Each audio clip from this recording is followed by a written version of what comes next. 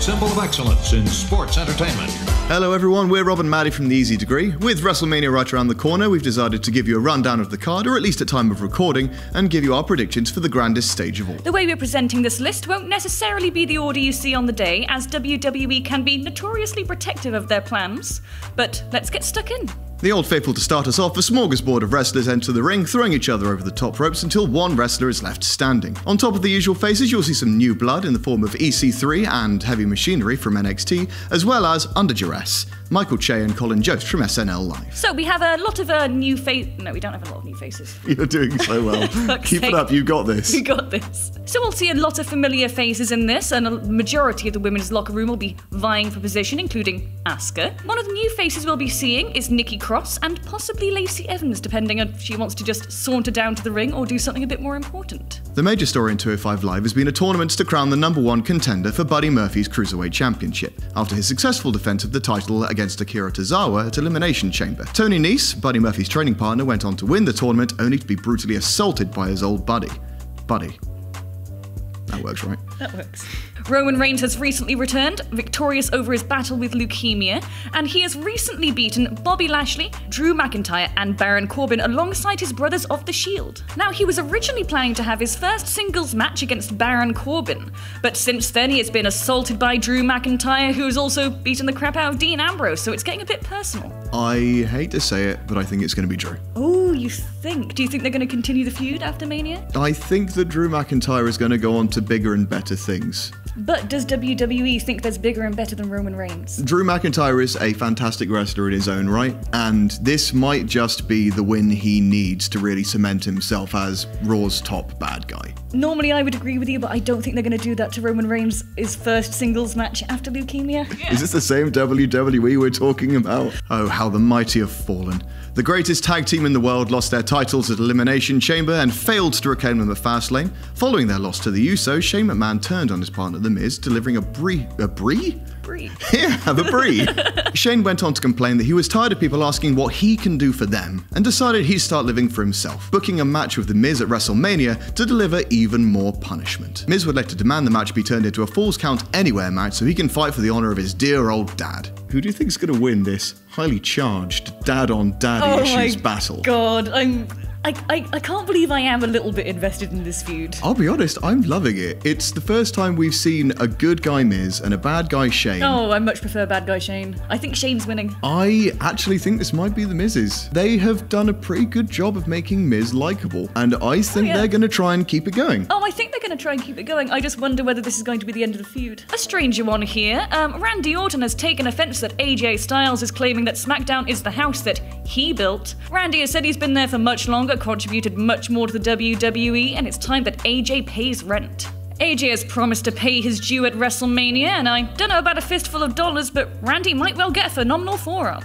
This is finally it. With the debut of nearly 20 years prior, a very troubled history, and more than a couple of accidents along the way, Kurt Angle is finally retiring. In a notoriously unpopular matchup, the former Raw general manager who won a gold medal with a broken freaking neck will have his last match against Baron Corbin, the man who cost him his job and put him on indefinite vacation. It was Ric Flair's 70th birthday a few weeks ago, and he decided to celebrate in style in the middle of the WWE ring. Unfortunately, he didn't quite make it, as Batista attacked him backstage, dragged him through backstage, and asked Triple H if he had his attention now. This led to a slightly strange segment between Triple H and Batista a few weeks later, where Batista yelled at Triple H a lot and asked him to give him what he wants. A match at WrestleMania. So Hunter agreed on the condition that it was a no-holds-barred match, and then Batista only agreed if it was also on the condition that if Triple H lost, he would never set foot in a WWE ring again in competition. I think this is the end of the Cerebral Assassin. Oh, really? You do? This, I think, is definitely going to be Batista's last time in a ring ever. And Triple H is getting old. He was out on injury for the longest time after a match with Undertaker, and I think maybe this is the way for him to retire in style. I don't know whether Triple H is ever going to let himself retire in style. I think he's going to keep going until he dies in the ring. The Revival versus Kurt Hawkins and Zack Ryder for the WWE. This one was announced very late and not even on a show. This was announced on Twitter that the Revival would accept a match from the recently reunited Edgeheads, Kurt Hawkins and Zack Ryder. Now, I know you're thinking, what parallel universe am I in? But this one actually has a bit more lead up than you might think. On Raw, on the run up to the Revival becoming tag team champions, they asked for a match against Rude and Gable, the then champions, with special referee Kurt Hawkins. Kurt Hawkins went on to be a surprisingly adept referee, and ended up losing the match for the Revival after catching them several times trying to use underhanded tactics. A very angry Revival turned on Hawkins and gave him a beatdown before his good old buddy Zack Ryder came running down that ramp to save him, and the two of them have been a pair again since. The Edgeheads have had tag team success in the past, so I guess we'll have to see come Sunday. I mean, personally, I don't think it's going to happen, but what do you think? I will be so pissed if the Revival lose.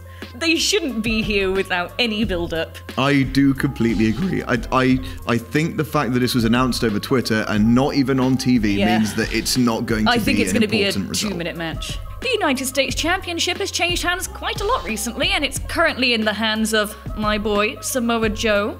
Samoa Joe recently successfully defended his title in a fatal 4-way at Fastlane against Andrade, Rey Mysterio, and R-Truth. Rey Mysterio became the #1 contender when he had a surprising roll-up victory in a tag team match against Samoa Joe. Rey's son Dominic will be front row at WrestleMania to cheer on his dad. You may remember Dominic from a couple of decades ago when his custody papers were in a briefcase on one of the ladders. Dumb match. I had completely forgotten that match ever happened. It was very dumb. Did we actually give our predictions on that one? Joe. Bobby and Finn, along with the third wheel that is Leo Rush, have been trading the Intercontinental title quite a bit over the past couple of weeks. Finn actually was able to beat Jinder Mahal and Bobby Lashley in a handicap match to earn that ever so coveted #1 contender spot. On the final Raw before WrestleMania, Finn Balor announced that he was going to be showing up as something we've not seen for a very long time: the Demon. I mean, do we even need to give our predictions on this one? No, it's got to be the Demon. If the Demon is here, he's winning. For the first time ever, the Women's Tag Team Championships will be defended at WrestleMania. The Iconics actually won their spot on SmackDown when they were able to, beat the Boss and Hug Connection in a surprise roll-up, whereas Beth Phoenix and Natalya, two well-known friends from the past, were reunited during a very brutal beatdown from Nia Jax and Tamina during a singles match between Natalya and Sasha Banks. Beth came back for the first time in quite a few years, delivering a very powerful glam slam to Tamina and cementing their spot on the grandest stage of all. This is going to be a very interesting match to watch. It could either be really good or it could be an absolute clusterfuck. We're going to see the Boss and Hug Connection come out as the winners still. I think I agree on that. I do think that the inclusion of Nia Jax and Tamina was maybe one match too many for now. They don't put on the most interesting matches in my opinion, so I'd much rather they're not in there. I'd much rather have Iconics doing shenanigans and two, kayfabe competent teams. Yes. Well, I'm looking forward to seeing those two, there's two of the strongest women in WWE today, fighting off against the original Glamazon. Yeah, that is going to be amazing. Following an 8-man tag team match on SmackDown Live, the host of WrestleMania, Alexa Bliss, came out to inform the Usos that as punishment for forfeiting their match against the New Day, they now have to defend their tag team championship against all 3 of the teams. This WrestleMania has either had really well-written feuds or something they've thrown in completely last minute. Yes. This feels one of the very last-minute ones. I want to say it's going to be Aleister Black and Ricochet. Oh, you think? So you're going with Ricochet and Aleister Black? I think it's going to be Ricochet and Aleister Black. I'm actually going to be going with Nakamura and Rusev. You really think so? I think they need it the most, so I think they might put the belts on them. Seth has been a vocal critic of Brock Lesnar since he won his championship in November at Crown Jewel and has defended his title once in 150 days. Seth has vowed to bring the championship home to Raw where it belongs with him, and he has vowed to be an actual competent champion who'll show up every week. And just to show he meant business to Brock, he gave him a couple of very satisfying low blows on the go-home show of Raw. You say to me very often, never bet against Brock. I do. And I very nearly bet for Brock. But I've had my heart broken so many times by Brock Lesnar winning a match he had no fucking right to win. It's going to be Seth Rollins. It's going to be Brock. It's Kofi Mania, baby! Oh, it feels good to say that. We've already done a video about the wonderful thing that is Kofi Mania, so if you want to hear more about the storyline, then please feel free to look on our channel and you'll find it there waiting for you. I don't think there's anything else that needs to be said. In what is probably the best underdog story of the year, it's Kofi Kingston versus Daniel Bryan. Don't you dare tell me that Daniel Bryan will win this. Even I can't be that heartless. Even I'm going with Kofi. Oh, it has to be. It has to be Kofi. I love how serious they've been playing the New Day recently. Yes. And especially Kofi hasn't really said much until that last episode of SmackDown, Well, he gave the best promo of his career. Easily. I cannot wait to see Kofi Kingston hold that title high. It's going to be one of the most satisfying experiences of watching WrestleMania, actually seeing that finally come into fruition. And if they don't, my heart will break.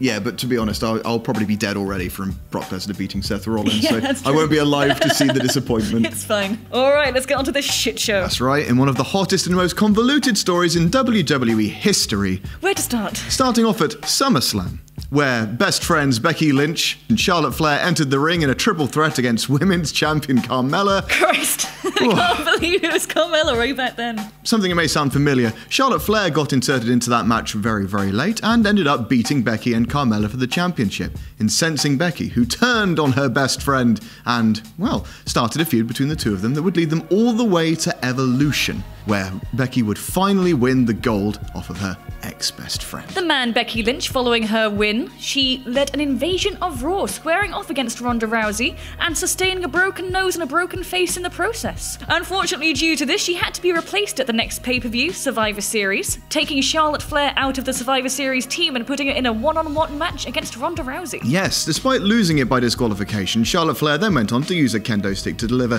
a truly hellacious beatdown on the SmackDown Women's Champion, leading the beginning of quite a pretty hot-blooded feud between the two of them as well.